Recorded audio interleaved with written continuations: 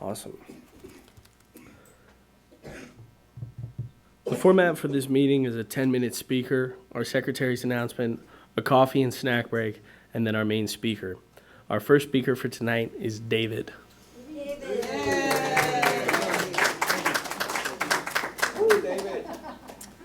All right. Thank you. Let's see. My name's Dave, and thanks for having me speak. And welcome to Leonardo and Sean. I'll give you my background. My sober date is June 11th, 2021. So I just took a 4-year cake 24 days ago. So I got 4 years, 24 days. Yeah. And it took me a long time to get my first cake. It took me 10 years to get a year. I was a serial relapser. I'll go all through that. Anyway, I was born in Chicago. I grew up in Santa Monica.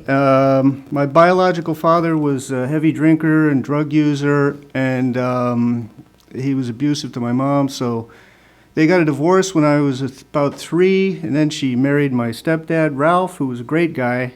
And my mom and Ralph were, they drank and smoked pot, and I think Ralph even did some coke in the 70s, but they were able to keep it together, But anyway, there was a lot of drinking in my family, and, I had this one cousin who OD'd on heroin, very bad. But anyways, I was kind of different because I knew that, I had an obsessive kind of personality, like I would focus on things, like I remember when I was a kid, my dad got me, Ralph, my stepdad, got me a model, it was a model car, and I wouldn't sleep that night until it was done, so I finished it like 3 in the morning, and it looked horrible, it was a piece of crap. His stuff was beautiful every time he did it.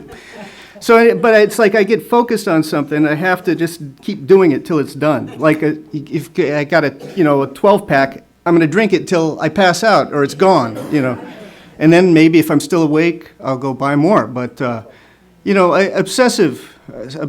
But anyways, so anyway, because knowing that I have an obsessive personality and addiction runs in my family, I didn't start drinking till I was in my 30s. I had already moved out of my parents' house. I moved out when I was 30. And suddenly I had responsibilities and bills and a mortgage. I had a mortgage. And I just thought, it's like everybody drinks. Everybody, it's normal. So I started off with just, 12, a 6-pack or whatever. But that didn't last. It was like within a week I was probably a 6-pack a day, 8, 10, whatever, and then onward and upward. And then it got to the point I was bringing beer to work and in a backpack. And, and some people, could tell I had it was obvious I had a problem. Like one time I fell asleep under my desk. And that's like kind of a giveaway. But and then somebody in the office narked on me and called my mom. She actually called my mother and said, David is drinking at work. And my mom called me and she goes, "Is that true? You're drinking at work?" I go, "No, are you crazy? Because I'm a liar too, And she says, "Well, just promise me you won't drink at work tomorrow." And I said yes, and I love my mom. She just passed away this year in February. But the next day, I drank beer for breakfast, and then I went to work. And around 3 o'clock, I was getting shaky, but I was going to get through it. I was going to go to the liquor store right after work, but didn't work. I had a seizure. So anyway, that was when was that? That was. Oh God, I don't. Anyway, when you have a seizure because you haven't drank for 5 or 6 hours, that you're probably an alcoholic. So I couldn't really deny that I was an alcoholic, and then it got, so I kind of cut back for a while, but then it just built up again, and then my family did a intervention on me. They sent me to. I was only willing to, the first time I went to Las Encinas in Pasadena, I only just did a detox and I stayed sober for like a month, and then I was worse than ever. And then I did a detox. Well, I did a rehab for about 3 weeks, and I really tried to stay sober after that because I felt guilty because my family paid for the 3rd week of my rehab. My work paid for the other 2 weeks. But anyway, but it just constantly, I wasn't getting the first step, you know, the thing about being powerless over alcohol. I kept thinking I could manage my drinking. Okay, got 5 minutes. And so I'll just kind of skip ahead a little bit. So anyway, numerous hospital stays, rehabs. 2015 was really bad. A friend of mine died. I took a sabbatical from work. I was just kind of, somehow they didn't fire me at work. I have very lenient work, and they let me stay there. I've been there for 34 years. And I guess I kind of got my work done, not kind of sloppy, but I got it done most of the time. Anyway, 2018, I was helping a friend. He got us a gig. He was going to sing at this bar. It was Friday the 13th. I was going to play guitar for him, but I was so drunk, my hands didn't work. And I was very embarrassed. And I kind of made a vow that I was going to start doing what people were telling me to do. I was going to start listening, and I checked myself into another rehab, the Claire Foundation in Santa Monica. And one important lesson I learned there was I was in the kind of guest area, and I saw a guy who I knew in high school, and he'd been sober since high school, so he had a lot of years, and he recognized me, and we started talking, and I said, man, I got to get sober. I got to do it for my family, you know, because I'm hurting everybody. And he goes, well, don't you want to do it for yourself?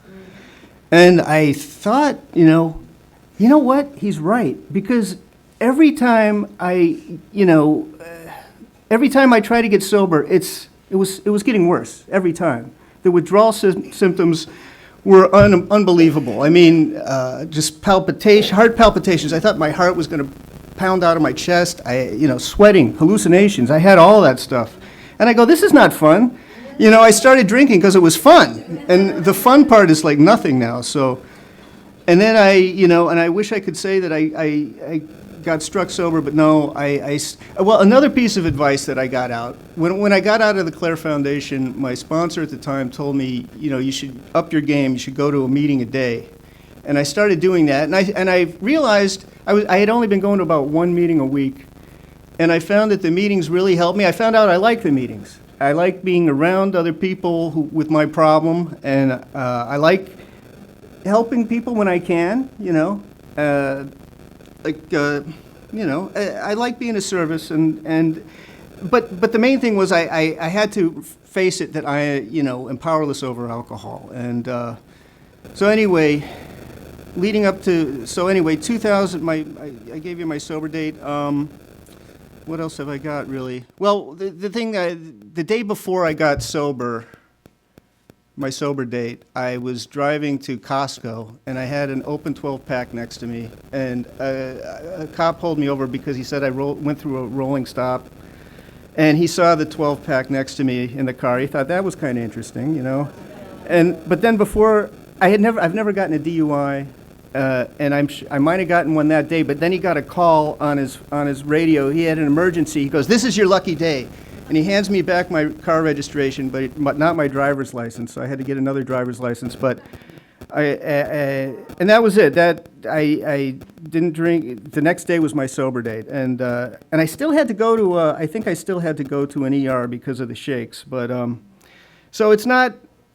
The way I did it is not the way I would recommend it. I would recommend that you just quit. But it took me 10 years, and once I got that first year, it just became a lot easier, but I still go to the meetings. I still get a lot out of it, hearing people talk, how to handle things, how to handle life.